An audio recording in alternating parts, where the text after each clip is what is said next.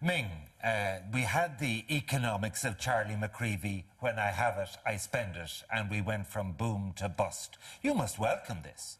Well, if there is extra money there to be put aside, and I suppose the theory is we will invest it in something, like the last time Japanese bridges or maybe some projects that take place in the United States of America or whatever, and we do get a return of, let's say, between 5 and 10%. Some people might think, well, that'd be a good idea, and there'd be money for us down the line. But the reality is, we already have a rainy day, and we have a situation in Ireland where out of all 28 EU countries, we have the lowest spend on early education. And if we're looking at yields on money invested, depending on what studies you look at, if you invest in early education, you can get double the yield on your money, you can get up to 16 times the yield on your money. And that is the way you copper fasten, and you make our future safe. You invest in the people.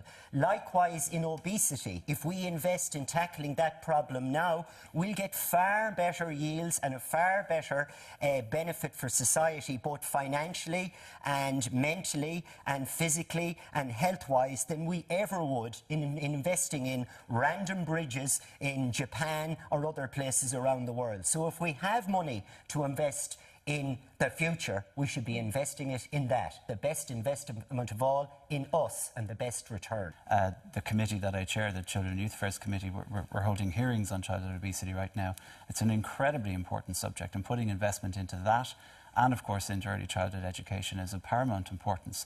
And, of course, it does have a net benefit to the economy in the future, because better educated children... last better in Europe, last of all the countries.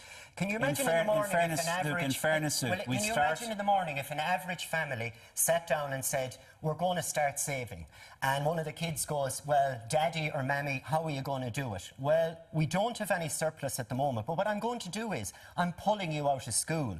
But what I will do when you're 18 is I'll give you all the money we saved. Now, would that person be better off having been invested on early on, or to give them all the cash at the end when they can't read or write, and when, guess what, they're probably costing you €100,000 a year in Castlereagh prison? I don't think Invest it's in people, not in bridges in another country. Analogy.